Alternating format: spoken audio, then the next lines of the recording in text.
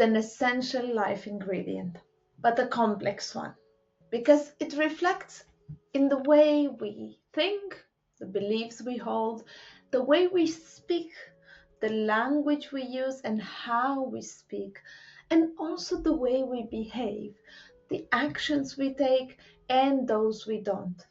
Therefore, managing up or down requires a good dose of confidence.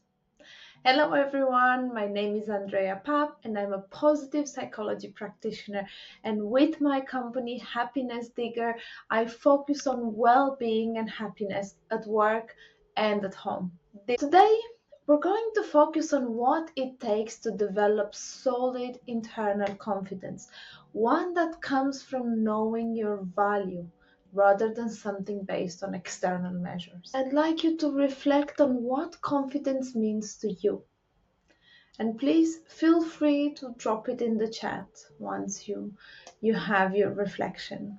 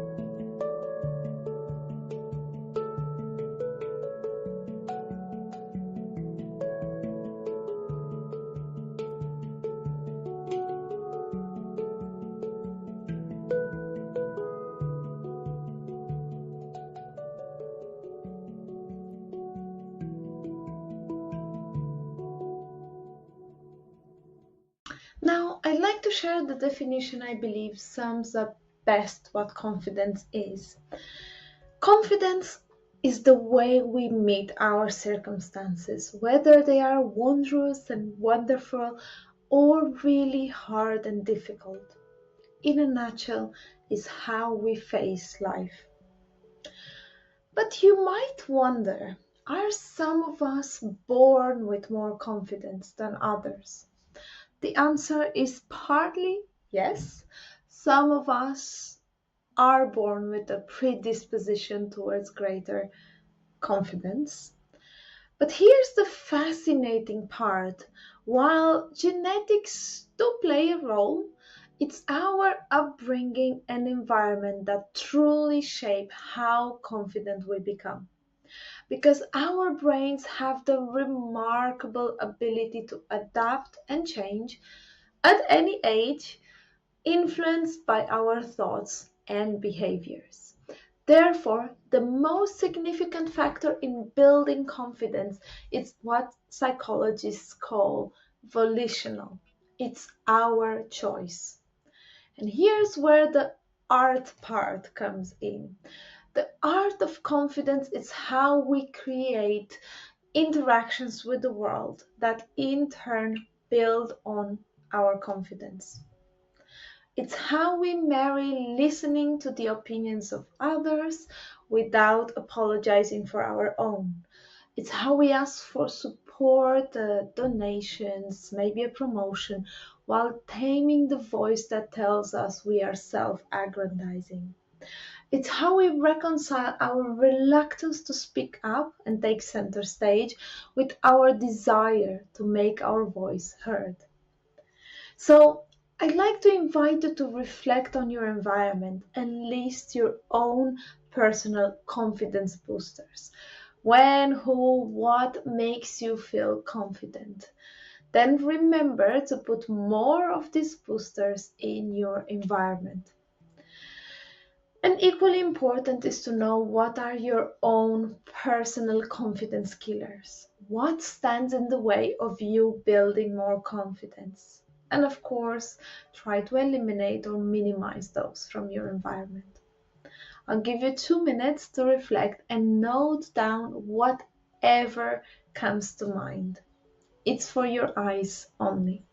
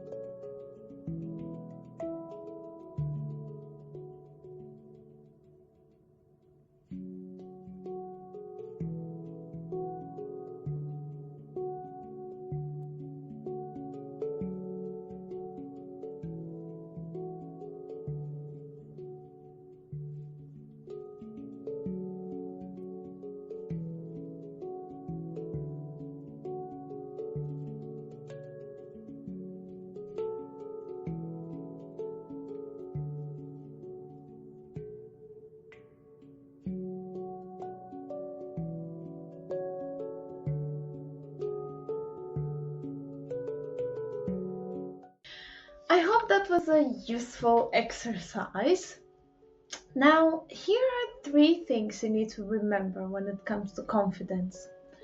The first and most important thing to remember is that confidence is built on action. It's about doing, about accomplishing, about managing challenging situations, about being able to take responsibility for your decisions and know that you will handle whatever comes next. You build confidence by doing. That's very important. Second, confidence is linked to your strengths and your ability to master something, which is not about being the best, but about the work and about the learning. It's about progress. Because I'm sure you can remember a time when you put hard work into learning something new, and the result was not only that you learned to do something new, but as a result, you also gained confidence. And mastering one thing can give you confidence to try something else also. It's what it's called a virtuous cycle. However, where confidence gets even more complex is that it's not simply about whether you can do a task, but whether you assess yourself to be capable of doing that task. So, believing in yourself, believing in your abilities and in your skills, it's extremely important.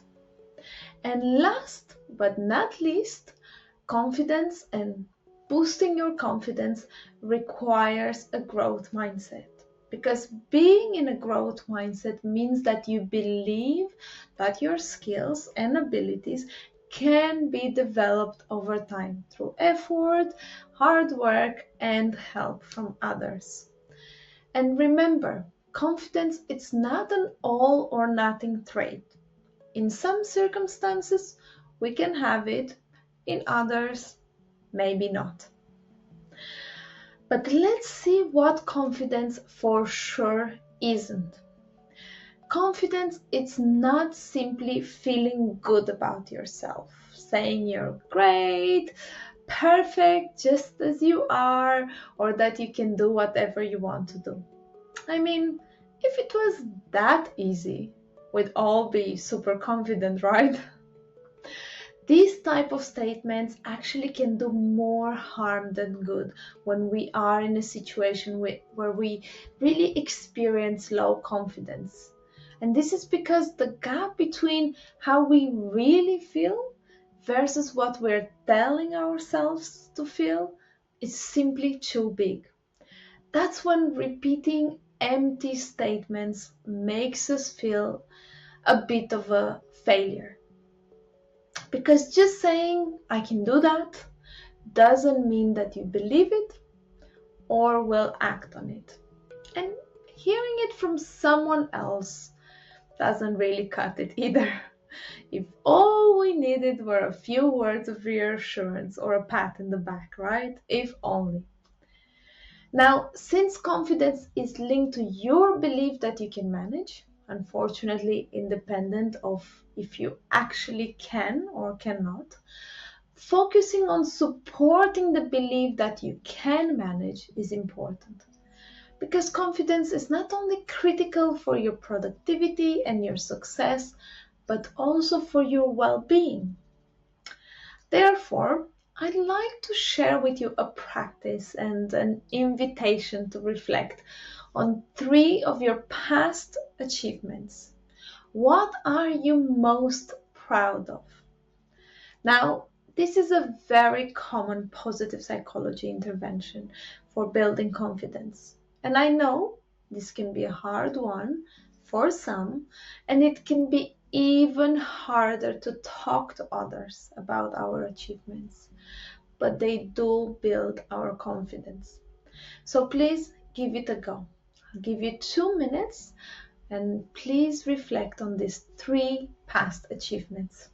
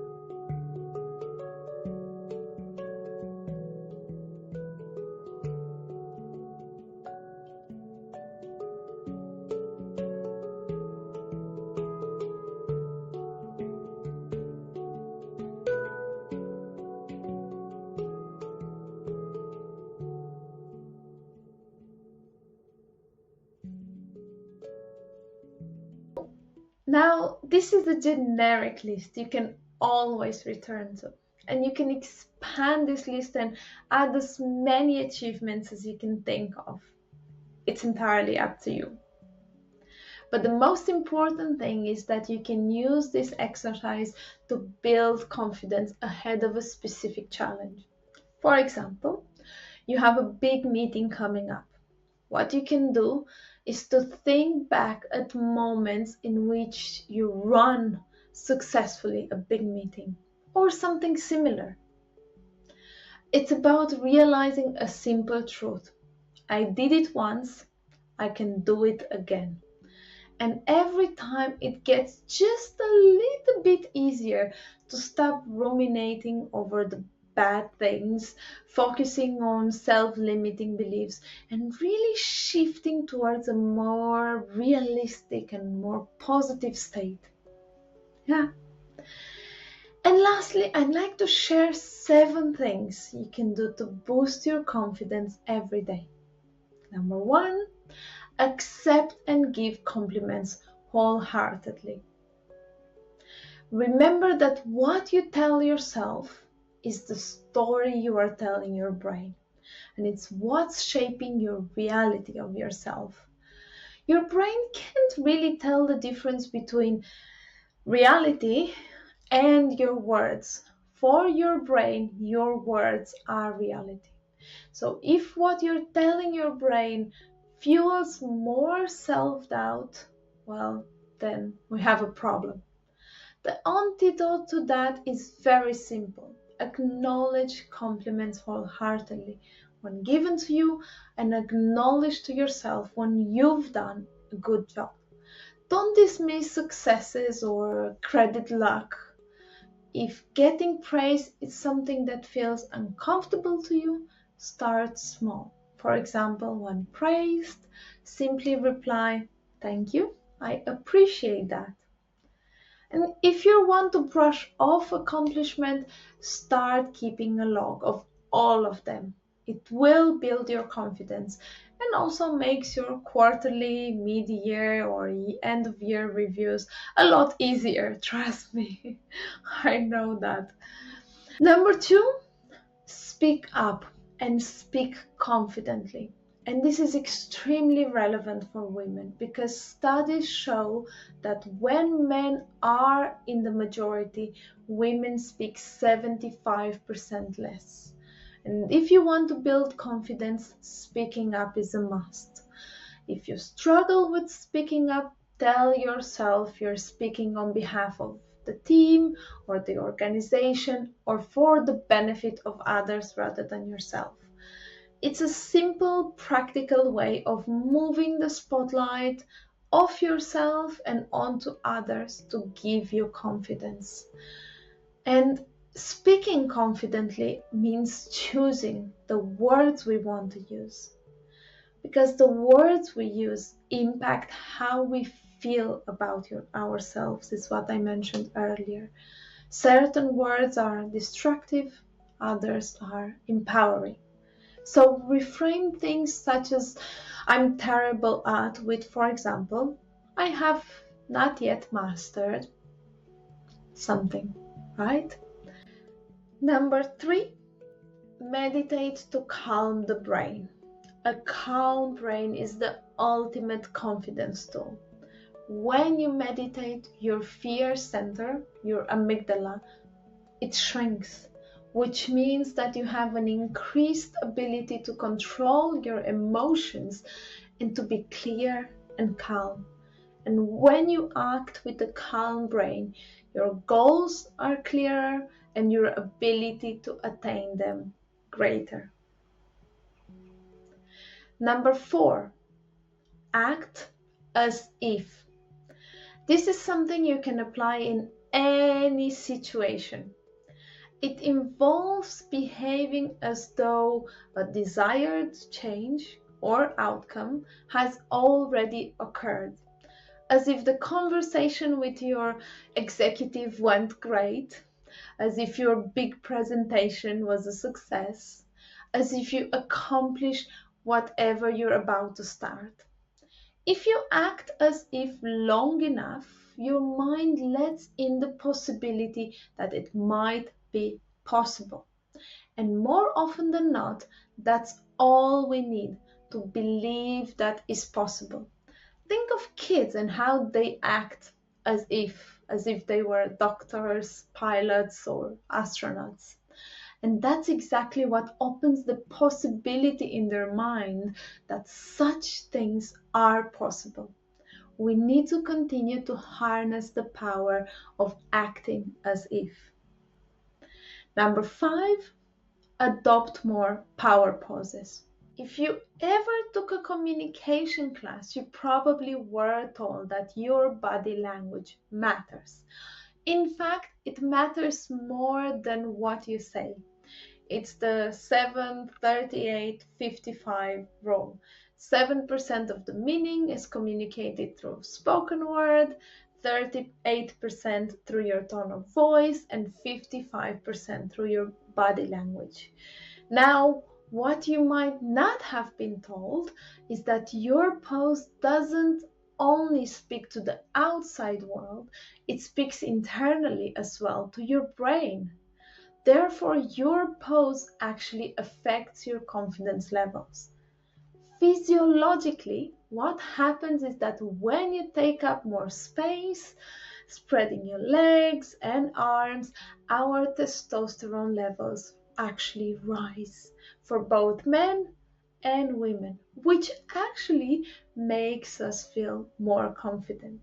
Number 6, be aware and reframe your ants, and that's your automatic negative thoughts.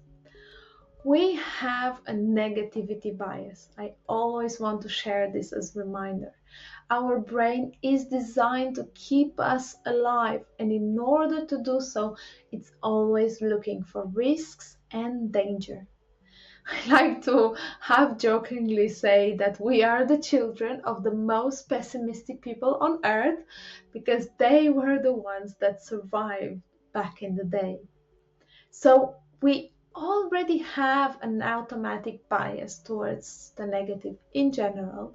And when it comes to confidence, those negative thoughts show up in the form of overthinking before taking a decision, for example, or rumination after a mistake, for example, or in a number of self-limiting beliefs that stand in the way of you doing your best work and feeling your best.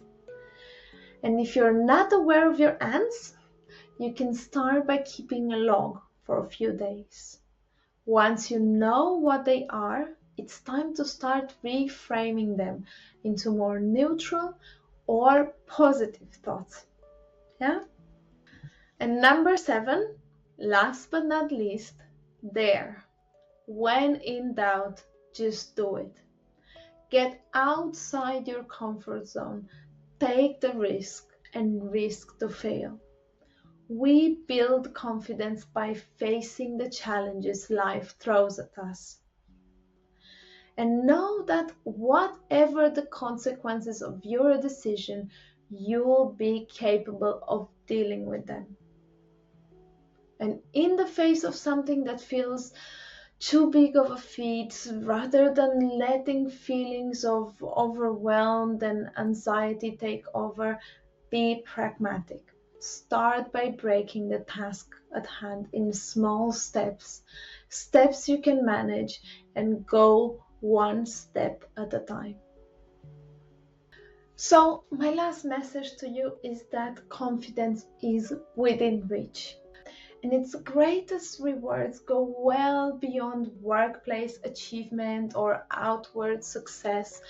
You'll actually feel fully engaged and connected, fulfilled and well.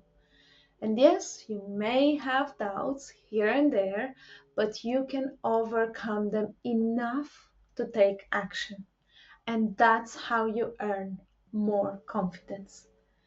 Now, in order to finish our session empowered and full of confidence, I'd like you to all stand up and let's do a power pose together.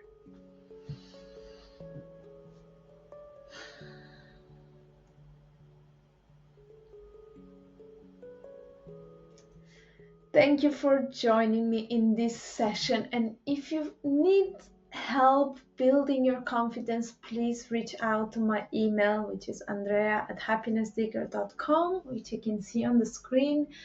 And last but not least, thank you for your kindness, for spending your time with me in this session. Thank you. Bye bye.